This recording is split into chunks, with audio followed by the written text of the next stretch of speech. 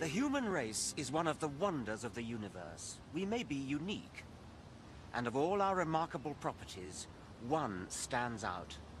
It is that we are restlessly drawn to ask questions like, why are we here? What is the purpose of life? The great civilizations and cultures of the past came up with various answers, all unsatisfying, because they were made up rather than being properly investigated. So, can science come up with something better? I think so. It may sound presumptuous, but I believe science can tell us why we are here, tell us the purpose of human existence. The answer is an optimistic and inspiring one.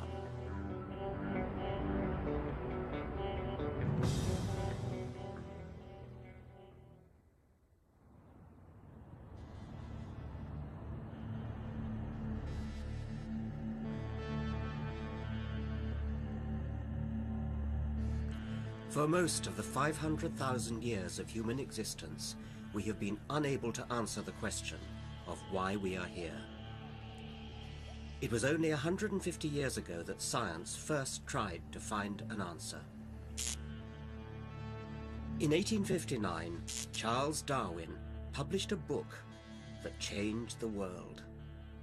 When Darwin first got up the courage to publish The Origin of Species, it shook the spiritual foundations of his age. Victorians had to come to terms with an entirely new set of unwelcome relations. We've got over it now. Most of us are happy to teach our children that we are descended from apes. We are apes. But I believe Darwin has another message for us, one that could be frightening if we let ourselves be intimidated. But it's exciting and uplifting if we have the courage to face it. Not only did Darwin provide the answer to the question how we came to exist, I believe his theory provides the only answer we're ever likely to get to the ultimate question, why we exist. What is the purpose of life? There are some 10 million species on Earth.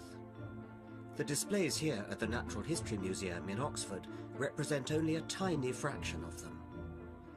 But before Darwin, no one knew how animals came to be so varied or so complex. Every last detail of every creature's body and behavior seems exquisitely tailored to its environment. The platypus's webbed feet are built for efficient paddling, and its duck bill is a radar, electrically sensing its prey in the mud. As for the cheetah, its sleek and nimble body is a formidable machine for catching prey. For centuries, people tried to understand why animals were so perfectly equipped for their tasks. They assumed that there was only one explanation. The natural world was designed, and the designer was God.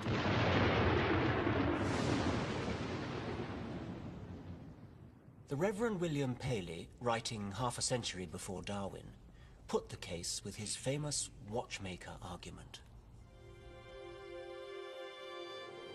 Imagine, Paley said, taking a walk on a heath. If you came across a rock, you wouldn't be surprised. The rock might have lain there forever. It doesn't need explaining. But a watch on the heath would demand an explanation. Its existence and complexity would require a big explanation. The intricate precision of the cogs, the accuracy with which it keeps time, these are evidence that the watch must have had a designer, a watchmaker.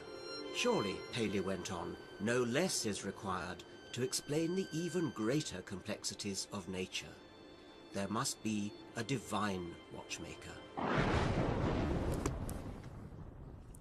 If I had read Paley in 1802, I would have agreed with him. But now things are very different. Charles Darwin has given us a much neater, more self-sufficient, and therefore more satisfying explanation. Darwin argued that there was no designer. and at first sight this seems like a ridiculous idea. Like Paley's watch, plants and animals appear to be staggeringly improbable combinations of their component parts, all working towards one end. Take the nuts, bolts, cogs and springs of a watch and recombine them at random as many times as you like. Only one arrangement tells the time. As the astronomer Fred Hoyle put it, the possibility that the parts of a living organism would spontaneously come together by sheer luck is about as likely as a hurricane blowing through a scrapyard spontaneously assembling a Boeing 747. So how does nature do it? Even a fly is arguably more complex than a 747. If there is no designer, how did the complexity and variety of life come about? There's a clue to how the process works in many people's back gardens. There aren't many times when the pigeon has played a starring role in science, but it was this commonplace bird that started Darwin on his journey of discovery. Darwin noticed that pigeon fanciers were able to breed new varieties. By carefully selecting mates, they had turned the ordinary pigeon into dozens of weird-looking birds with weird-sounding names. There were fantails, Jacobins, short-faced tumblers, and a score of other varieties. Darwin knew these all originated from one bird, the rock dove. And the pigeon breeder, Pat Pratt, can demonstrate that Darwin was right. If our fancy pigeons are allowed to breed as they like without any intervention at all from us, then in no time at all they will revert to this wild type. Usually the first or second crosses from our fancy pigeons will show some return to the drab blue colouring of the rock dove. The effort to create different types is called artificial selection. But perhaps, Darwin reasoned, a similar process could occur in the wild. But how could selection work in nature without a divine pigeon breeder to do the work?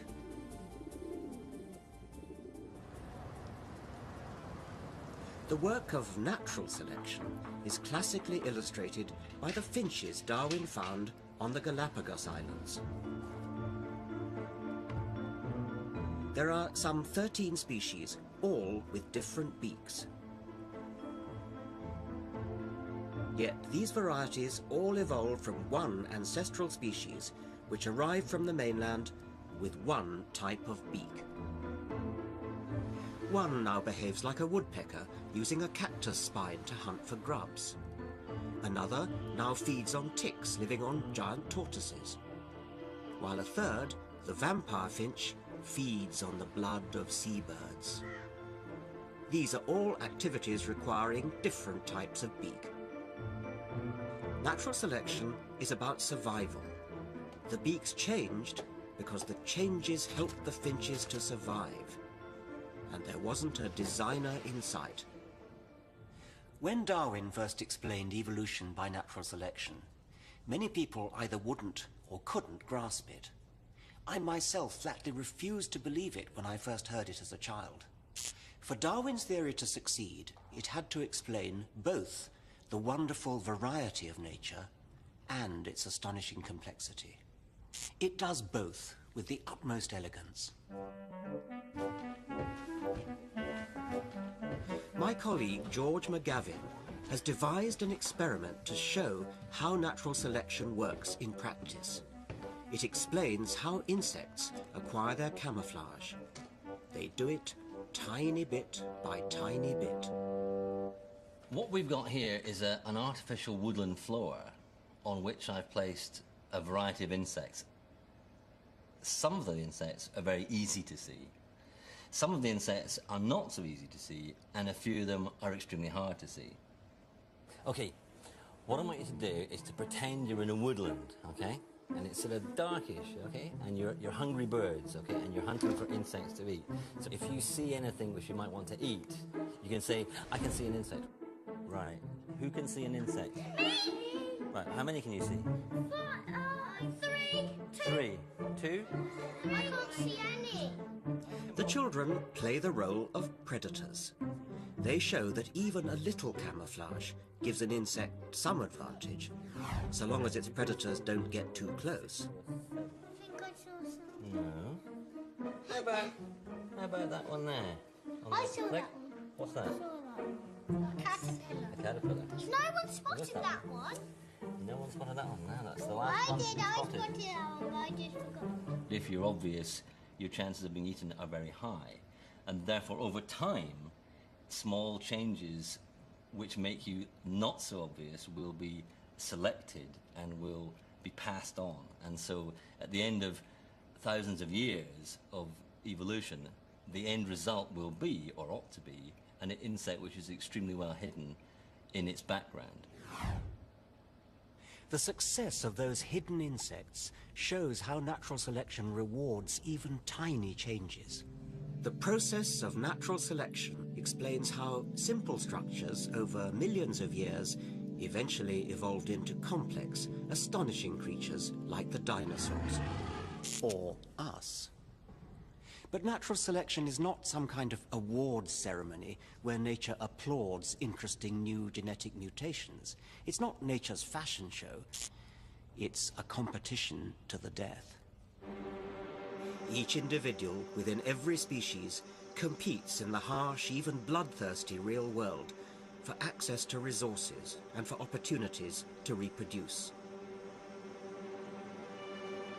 Natural selection is all about living long enough to pass on your genes. Darwin realized that wild animals compete to survive. More are born than the food supply can sustain. Inevitably, many die young or otherwise fail to reproduce. Amidst this widespread slaughter, every animal fights a relentless battle for survival.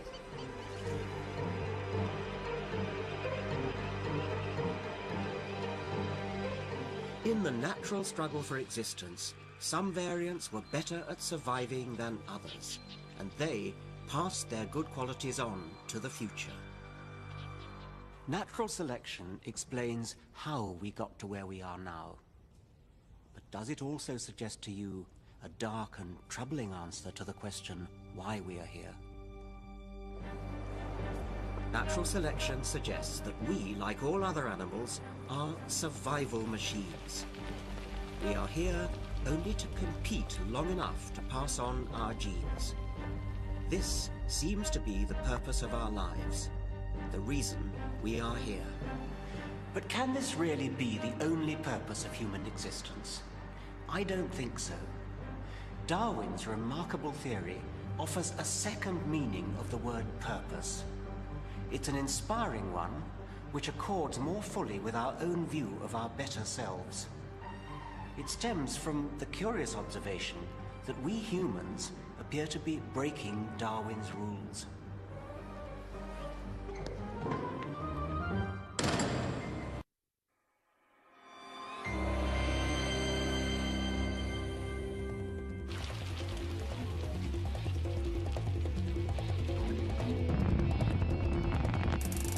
Human behavior in the 21st century seems to have nothing to do with the brutal world of natural selection.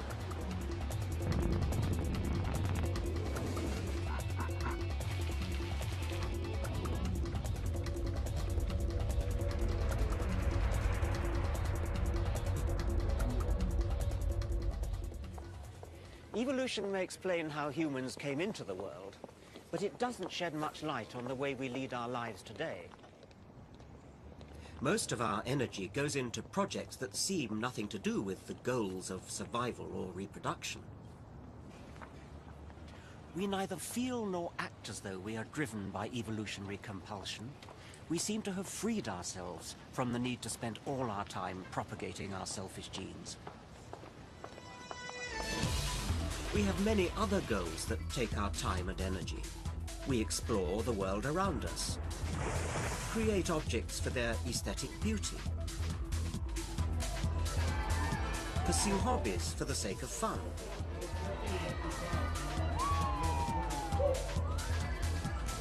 and when we have sex, we defy our genes with contraception. If only they could think, our genes would be aghast at all this.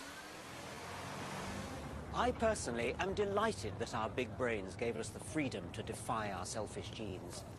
The unrefined world of natural selection is not the sort of world I want to live in. The beauty and purposeful elegance of living creatures like cheetahs and gazelles is bought at huge cost in the blood and suffering of countless ancestors on both sides. But if the ultimate purpose of our existence is the narrowly Darwinian one of propagating our genes, how can we defy them? Ironically enough, the things that freed us from our genes were also the result of natural selection. And it all began millions of years ago in Africa. At the time, humans were still prey. Surrounded by predators, we evolved survival tools.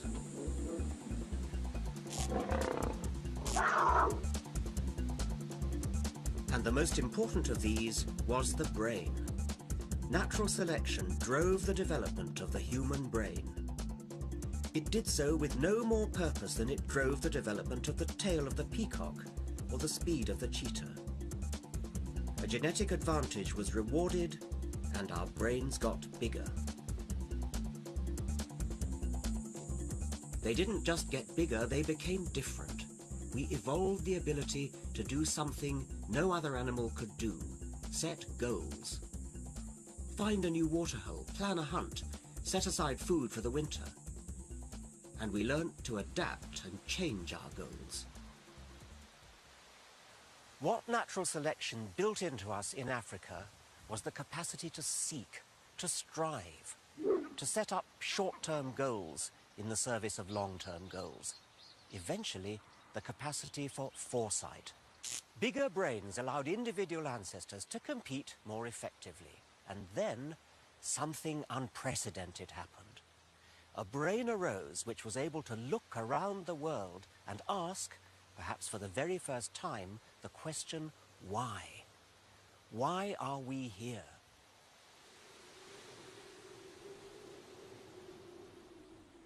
We were no longer content to do what nature told us.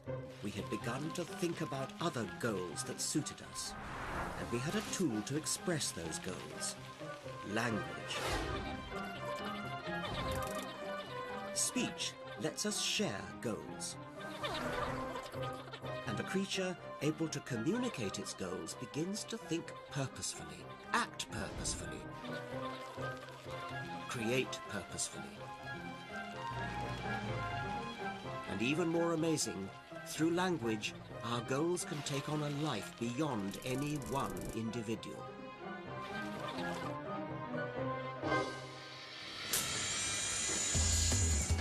One inventor can produce the wheel. Using language, generations of inventors sharing the goal of fast travel can produce the modern car. Technology is human goal-seeking writ large. And once human beings set themselves to a goal, they force the pace of evolution themselves.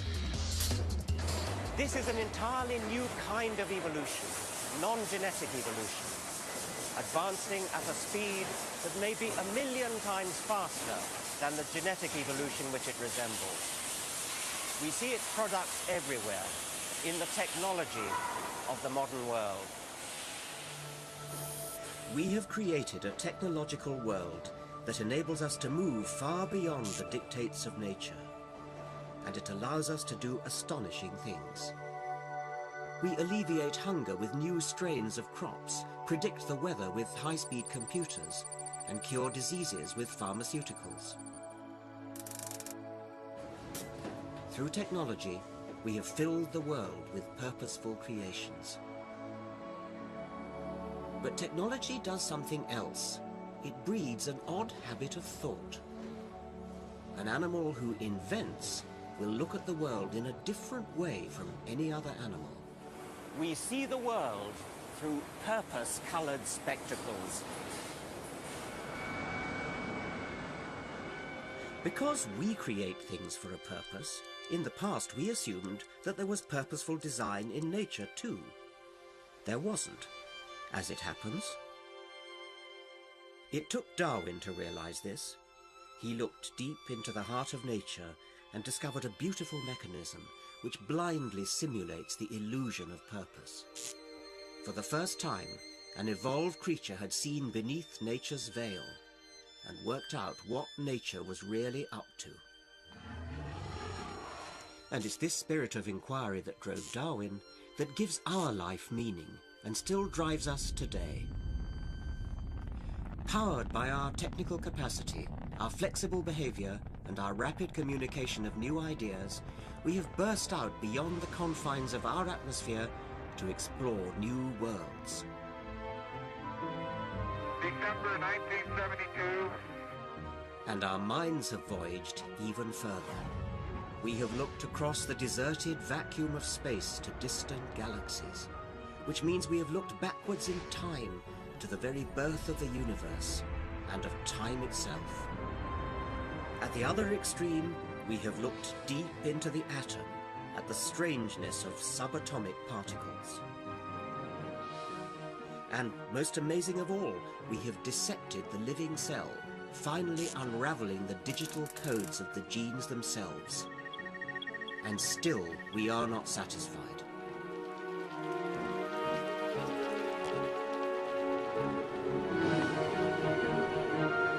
We reach out in our search for meaning, until we suddenly realize it is we who actually provide the purpose in a universe which otherwise would have none. Nothing else can do it, at least nothing we know of. In a small, otherwise unimportant corner of the universe, a birth is celebrated. The birth of deliberate purpose, planning, design, foresight. For all we know, it may be an unprecedented event. We have no evidence that it's ever occurred anywhere else, and after we are gone, it may never happen again.